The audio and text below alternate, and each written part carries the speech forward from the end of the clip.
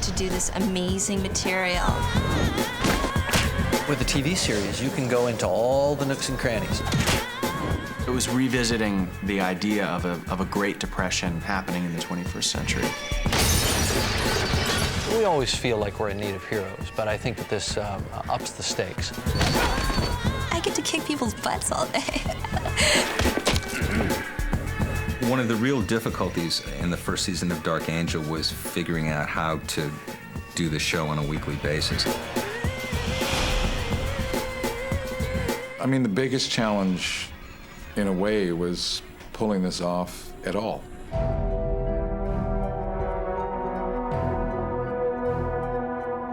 What is Dark Angel? Well, I guess most importantly, it's comes out of the hearts and minds of Jim Cameron and Chick Eglee. It's not that I wanted to do TV as an abstract thought. It's that if Chick wanted to form a company with me and do it, if that was an opportunity, then I would do it. So we wanted to know, you know, what it was that Fox wanted. They'd had a lot of success, obviously, with X-Files, so they weren't turned off to the sci-fi genre. It takes place 20 years in the future, but it's a future that probably resembles the Great American Depression of the 30s more than what you might anticipate kind of high-tech future to be.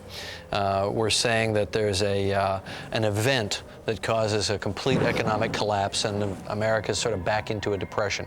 And now what that gives us the opportunity to do is to recreate the kind of the gangsters and the corrupt society and the average person being kind of an underdog who's in need of a hero. So we've created a hero to fill this vacuum, this need, and she's the Dark Angel. She's the avenging angel of the story. In this case, I was the instrument of the Most High. Yes, well, around here, I'm the Most High, all right? It seemed like maybe if we could do kind of a hip-hop youth ensemble thing, and so I was talking to Jim about this, and he goes, yeah, and maybe one of the girls has been genetically engineered, and it takes place in this dystopic future after an electromagnetic pulse has destroyed the electromagnetic infrastructure for 1,000 miles in every direction. And, you know, I mean, it just sort of went like that. This is what we do. We're soldiers. We started talking about, you know, surrogate soldiers. What if an elite squadron of soldiers that had no familial alliances? They were anonymous, they didn't, you know, have names or places or allegiances. Max is short for maximum. She's the maximum girl. She's kind of a revved up version of us. She's not a cyborg, she's not a machine. She's kind of the nth degree of human potential. Are you dehydrated or something? Because you're not making a whole hell of a lot of sense.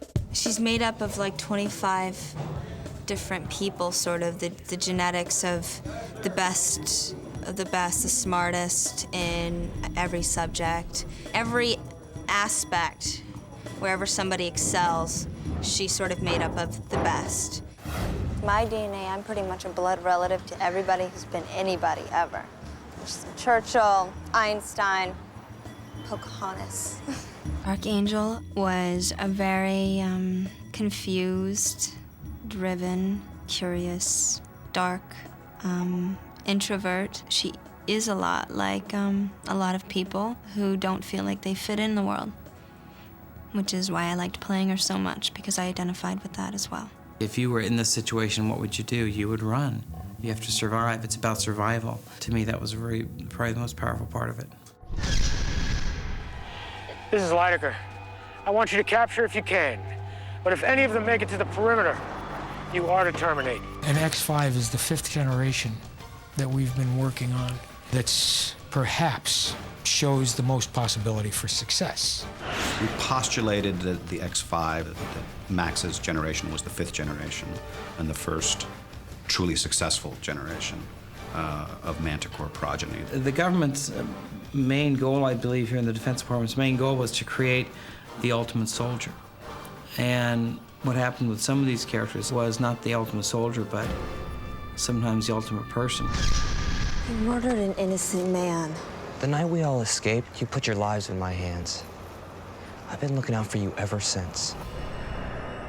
Manticore was, I guess, a government project where they were taking, like, sort of cat DNA and mixing it with human DNA and creating the so-called perfect, genetically created soldier.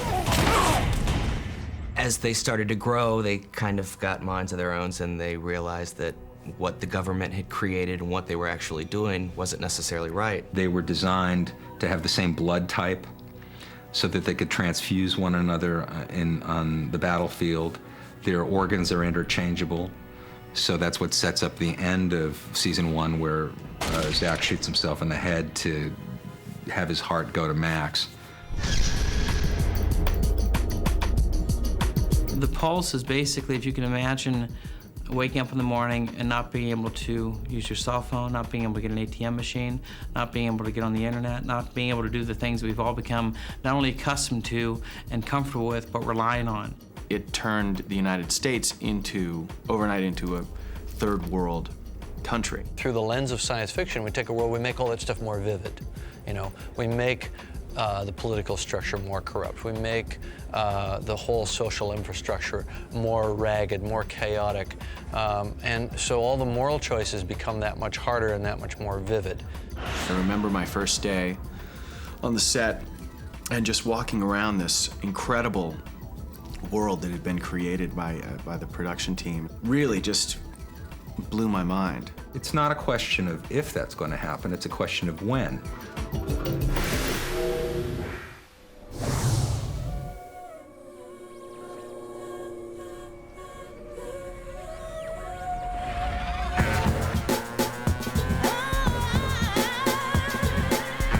Hip-hop had become the dominant musical influence in the country, the world.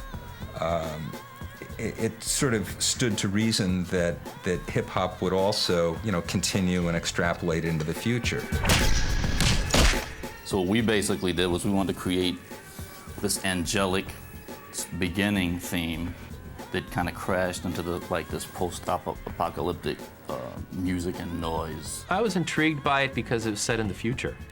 And yet Chick wanted hip-hop, or the sound of hip-hop, to play a major role in the show. I remember both Chick and Randy, kept calling us up and saying, make it crazy. We'd get it to a certain point where we were like, this is for TV, And they'd be like, it's gotta be more. It's gotta, this is an X-Files. Because of that slightly futuristic aspect of the show, I wanted the music to sound fresh. So by nature, if you put a hit song in there, it's not going to sound fresh or futuristic. So I'm really happy with how the first season came out in terms of discovering new talent.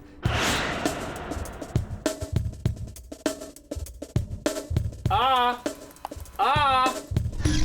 one of the main goals for the show in general was to have it kind of multi-ethnic in look. It was in the future when everyone was supposedly going to be mixed and hopefully mixed together. And obviously that was a very important part to casting the character of Max, and I think one of the things that made it so wonderful with Jessica, because it's hard to determine exactly what Jessica's ethnic background is. I went in there and I knew about the project. I had 2 pages to go off of, and I went in and I read for Chick and Ray, those are the 2 producers, and Chick actually wrote it. And just did my thing. I was so in love with the character, it was almost effortless. Do you ever have to do something you really don't want to do? How I make my living. What's your point? She's a bike messenger during the day at a place called Jam Pony. And that's kind of where she just chills and she's herself, and she doesn't worry about, is this person gonna do this or that, or wondering if someone's kind of weird or works for the government. She just kind of hangs with her friends and lives as normal of a life as she can. You ever notice how cats always seem to show up around dinner time? I got a call from my television agent who said, you have an audition for Dark Angel. And I said, that's the Fox? You mean the James Cameron thing? And she said, yeah, it's a TV show. So penny dropped, and I was like, oh, okay. I want to be Logan then.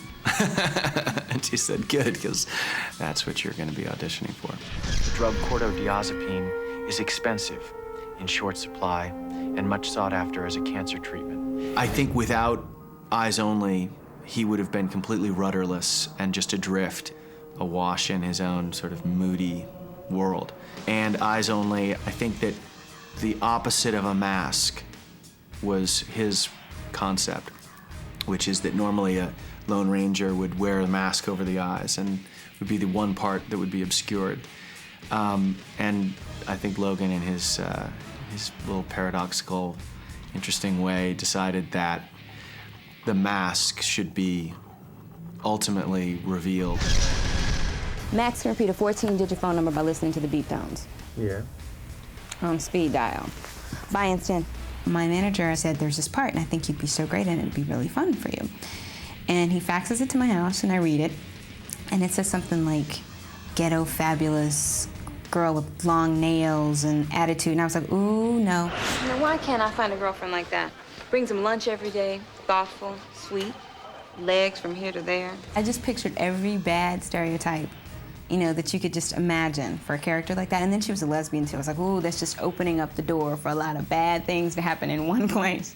And I was going to be the conduit for it. And I was just like, nah, I don't think so. And he faxed me the material, and this little thing inside my head said, you know what, Val? If you get just this material, there's so much that you could do that's not on that piece of paper. So why don't you just go ahead and go do it? You already got a job. You probably can't even do this one anyway. So just go ahead and go audition for it and do what you want to do. And if they like you, great. If they don't, I don't know. Because Original Cindy's got you covered all over, like foundation makeup on a drag queen. She's a lot more out there than I am. Like, some of the things she would wear, I can't, not even to a Halloween party. From now on, before you do anything, why don't you call for instructions, all right? Here, it's a hot round, beat it. I went to network with 3 other sort of very character-y guys, and one of them was about 6'5" and about 250, 300 pounds. One of them was less than, 5'6" and very tiny and bespectacled and nerdy, and the other one was bald and about 6'3". The door's that way. I was probably the most normal of the normals, and maybe that worked to my benefit. Bip, bip, bip!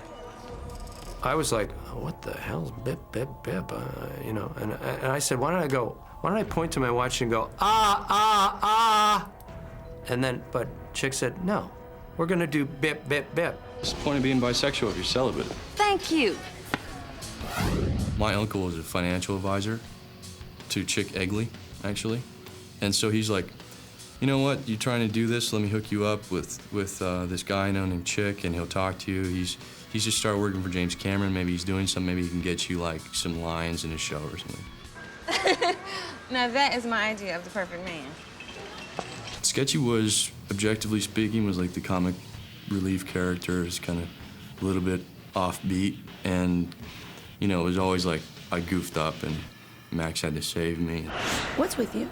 Every week the scumbag puts the squeeze on us, and every week you roll out the welcome wagon like he's family. The process of getting the role of Kendra was as pleasant as they could have possibly made it for us. See you later, Cupcake. And they either fax you a paper that says you're on the show, or they fax you a paper that says you're not on the show. So like every day I'm calling and going, did I get the fax? Did I get the fax? You're Zach? Why didn't you tell me? Yeah, I'd heard about it. I mean, it was big news all around town. And I was like, okay, cool. And they're looking for this genetically created kid. And I thought, well, maybe, maybe not. There's a million other guys out here that probably fit that mold better. I guess Zach was kind of the big brother of the group that kind of turned out normal. Max was sort of his, little sister. We can't stay together, Max. It will compromise everyone's safety. He made this great escape happen, and everybody got out except him. He sacrificed himself so everybody could leave. Freedom. I'm gonna go in and do this real dignified, real positive character, because I was at first real apprehensive. I didn't know the direction. I didn't know who wrote it. I didn't know where they were coming from.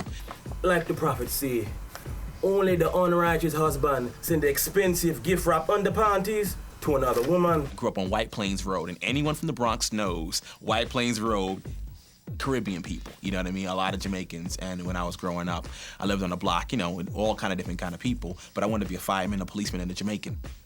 That's how small I was. I thought it was an occupation you could be. Like, you want to be Chinese if you grow up? I wanted to be Jamaican, because I knew they were different, they talk different, you know what I mean? They walk different, you know what I mean? They got the dreadlocks in there, you know, it's the Bob Marley. I was like, Mom, I want to be Jamaican, you know? I'm not kidding you as a kid. And so it's funny that I was able to play, you know, play a Jamaican guy on TV. Find them. All of them.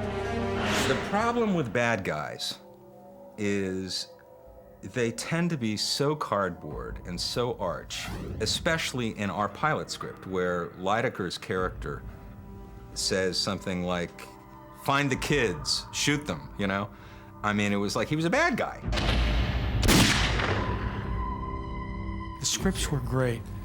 Even though they did get cut up and limited, they showed a man with power, and he was great, evil. My fear was that these kids would have been taken either by a private sector company or a government and used against us. And secondly, I cared about them. Your kids are messy when they implode. You had to put down an entire class. The X2s were an anomaly. I remember running to my agent's office and going, oh, I gotta get home and get the children's dinner on, and I was working in the theater and just, you know, the usual actors, you know, mother's life. And I did the scenes, put them on tape, and they were sent to Canada, and next thing I knew, I was going to Vancouver. Hello, Mr. Smith. Your wife's a genetically engineered soldier, escaped from a secret government lab, and you're in terrible danger. Madam X was conceived by James Cameron because this is something that didn't come across in what I played. There's a scene in one of the last shows I did that was cut that you see Madam X injecting her thigh. And it becomes clear that why she's chasing these children around is that she is taking their DNA and she has somehow found a way around aging. She had an agenda, and she felt like, you know, we've created these things and we can use them. I think we quickly discovered that the money, what was really working was Logan and Max, and that there was a love affair there. Finding love. She has it with Logan, and I think she rejects it at first because it makes you feel things, it opens you up. You know, everybody knows about that. Love hurts and stuff, and so she's kind of like, God, this sucks. You know, I don't want this, and she does this whole, you know, cat and mouse thing with him. Isn't it against the superhero code to use your powers to take advantage of we mere mortals? Yeah, and I'm not done taking advantage either.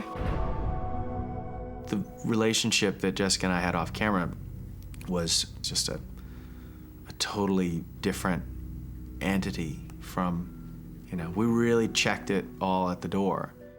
One of the great scenes that I'm really proud of is the mirror shot where they're in Logan's apartment, and they walk over to a mirror, and he starts to describe this particular mirror and the framing and how special it is. And then, of course, by doing that, he begins to talk about Max, and she feels for the first time feelings that she's never had before.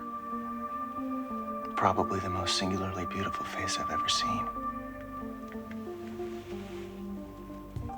Michael read with Jessica, and Jessica, you know, they had an instant chemistry. They had the camera rolling when I walked into the room.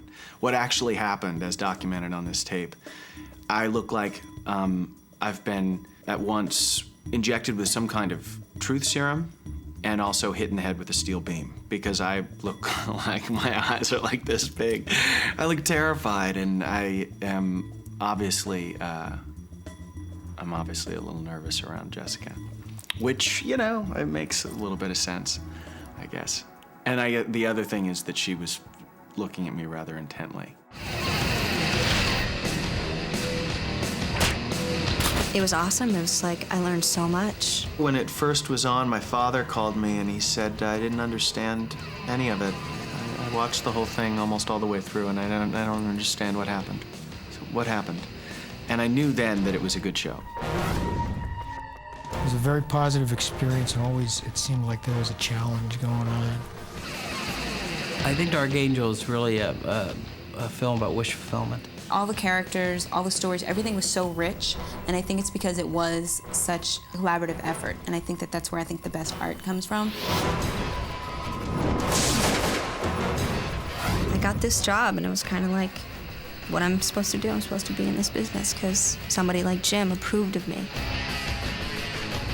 I think The Dark Angel is successful because it's an original idea.